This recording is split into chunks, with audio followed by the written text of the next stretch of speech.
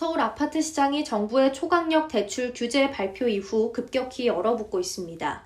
불장을 이끌던 강남 3구와 마영성은 물론 비인기 외곽 지역까지 거래량과 거래 금액 모두 큰 폭으로 감소한 것으로 나타났습니다. 부동산 리서치 업체 리얼투데이가 국토교통부 실거래가 데이터를 분석한 결과 6월 27일부터 7월 3일까지 일주일간 서울 아파트 거래량은 577건, 직전주 1629건 대비 64.6% 감소했습니다. 눈에 띄는 점은 거래 급감이 특정 지역에 국한되지 않았다는 겁니다. 송파는 24건에서 1건으로 95.8% 감소, 서초 93.3%, 강남 68.4%, 마포 66.3%, 성동 53.8% 등 마용성과 강남 3구 모두 거래가 급감했고 노원, 도봉, 강북 등 외곽 비인기 지역도 60% 내외 감소폭을 보였습니다.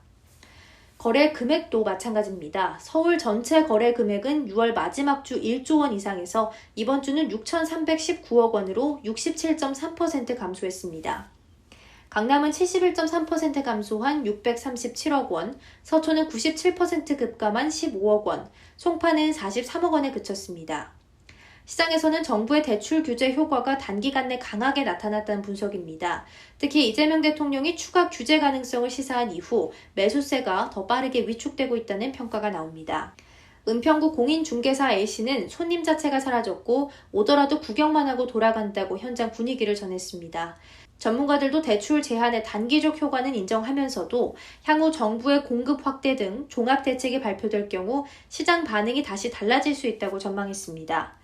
김효선 NH농협은행 수석 부동산 전문위원은 이번 규제는 직접적 수요 억제책은 아니지만 시장 전체의 즉각적인 관망 모드 전환을 일으켰다며 근본적인 수급 대책이 함께 나올 경우 시장은 또다시 방향을 칠 수 있다고 말했습니다.